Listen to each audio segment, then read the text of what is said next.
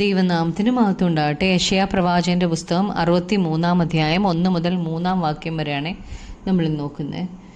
മശിഹ ഇനി വരുന്നത് 2 ഘട്ടമായിട്ടാണ്. ഒന്നാമത് തൻ്റെ സഭയെ കൂട്ടിക്കൊണ്ടു പോകാനും രണ്ടാമത് ന്യായവിധിക്കായിട്ടും ആണ് വരുന്നത്. ഏദോമിനെ കുറിച്ചാണ് ഈ അധ്യായത്തിൽ, ഈ 63 അധ്യായത്തിൽ പറയുന്നത്.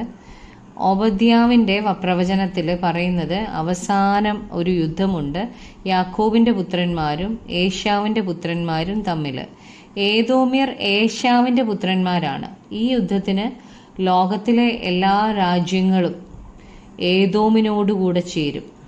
എന്നാൽ മശീഹായുടെ വരവിൽ ഇസ്രായേൽ യാക്കോബിൻ്റെ പുത്രന്മാർ ഇസ്രായേലിനെ വിടുവിച്ച് അവരിൽ 1/3 ആളുകൾ വിശ്വാസത്തിലേക്ക് വരും. അവർ ദൈവരാജ്യത്തിന് അവകാശികളായിത്തീരും. എന്നിട്ട് സുവിശേഷം തള്ളിക്കളഞ്ഞവരെ പൂർണ്ണമായി മശിഹ നശിപ്പിച്ചു കളയും. ഇതാണ് അന്ത്യനാളിൽ സംഭവിക്കാൻ പോകുന്നത്. അപ്പോസ്തല പ്രവൃത്തിയിൽ മശിഹ ഒലിവ് മലയിൽ മടങ്ങി വരുമെന്ന് പറഞ്ഞിട്ടുണ്ട്. ശിഷ്യന്മാർ കാണെ മശിഹ ആരോഹണം ചെയ്തപ്പോൾ വെള്ള വസ്ത്രം ധരിച്ച രണ്ട് പുരുഷന്മാർ ഈ ശിഷ്യന്മാരോട് പറയുന്നുണ്ടോ. 1:11 ഗലീല പുരുഷന്മാരെ, നിങ്ങൾ ആകാശത്തേക്ക് നോക്കി നിൽക്കുന്നത് എന്ത്? നിങ്ങളെ വിട്ട് സ്വർഗാരോഹണം ചെയ്ത ഈ യേശുവിനെ സ്വർഗത്തിലേക്ക് പോകുന്നവനായി നിങ്ങൾ കണ്ടതുപോലെ തന്നെ അവൻ വീണ്ടും വരും എന്ന് പറഞ്ഞു. മശിഹ വീണ്ടും ഭൂമിയിലേക്ക് വരുന്നത് ദൈവരാജ്യം സ്ഥാപിക്കാനാണ്.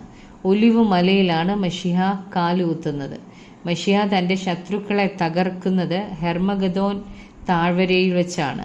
യെശയ്യാ 63 അധ്യായം നാം പഠിക്കുമ്പോൾ ഏദോമിലെ ബൊസ്ര എന്ന സ്ഥലത്ത് വെച്ച് ദൈവം തൻ്റെ ന്യായവിധി നടത്തുന്നതായിട്ട് നമുക്ക് കാണാൻ കഴിയും. ഏദോമിൻ്റെ തലസ്ഥാനമാണ് ബൊസ്ര.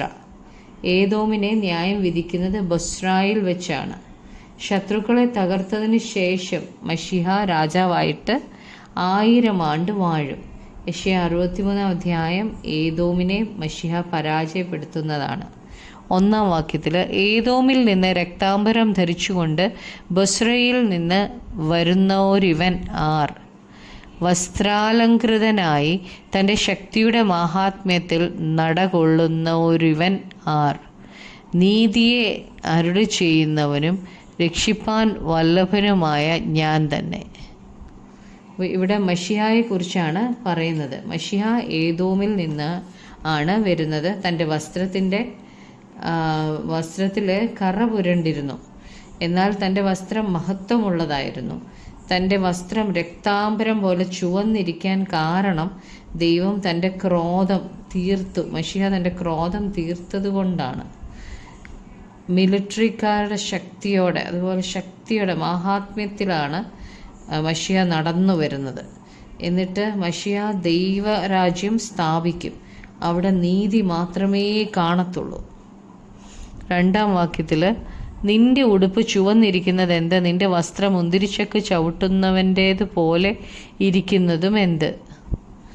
മുന്തിരിച്ചക്ക് ചവിട്ടുന്നവരുടെ വസ്ത്രം പോലെ മശിഹായുടെ ഉടുപ്പ് ചുവന്നിരിക്കുകയാണ്. ശത്രുവിൻ്റെ രക്തമാണിത്.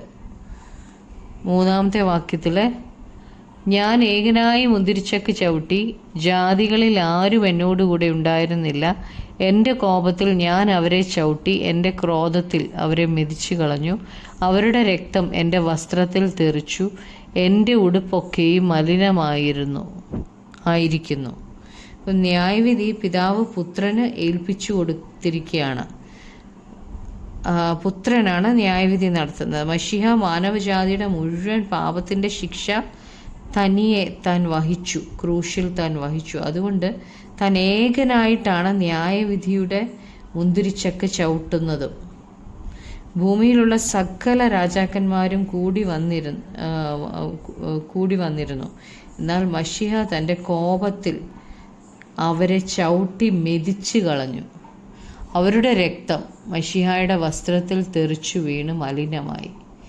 ഏദോമ്യരെ നശിപ്പിച്ചിട്ട് മശിഹ രക്താംബരം ധരിച്ച് വരുന്നതായിട്ട് 1 നമ്മൾ വായിച്ചത്. ഈ ക്രോധത്തിൽ ഇവരെ ചവിട്ടി മെതിച്ച് കളഞ്ഞതിൻ്റെ താൻ കോപത്തിൽ താൻ ഈ മുന്തിരിച്ചക്ക് ചവിട്ടിയത് കൊണ്ടാണ് തൻ്റെ വസ്ത്രം രക്താംബരം ധരിച്ചു വന്നിരിക്കുന്നത് പോലെ ആയിരുന്നത്. നമുക്ക് പ്രാർത്ഥിക്കാം. കർത്താവേ യേശുവേ, അപ്പാ അങ്ങയുടെ വരവിങ്കൽ കർത്താവെ, അങ്ങ് സഭയെ കൂട്ടുവാൻ വരുമ്പോൾ കർത്താവെ ഞങ്ങളെയും കൊണ്ടുപോണേ കർത്താവെ. യേശുവെ, അങ്ങയുടെ കോപത്തിൽ പെട്ടുപോകുവാൻ ഞങ്ങൾ ഒരിക്കലും ഇടയായി തീരരുതേ കർത്താവിൻ്റെ ഇഷ്ടം ചെയ്ത് അവസാനം വരെയും ജീവിക്കുവാൻ, അങ്ങേക്ക് പ്രസാദകരമായി ജീവിച്ച് നല്ലവളും വിശ്വസ്തയുമായ ദാസിയെ എന്നുള്ള വിളി കേൾക്കുവാൻ തക്കവണ്ണം പരിശുദ്ധാത്മാവ് ഞങ്ങളെ സഹായിക്കണമേ.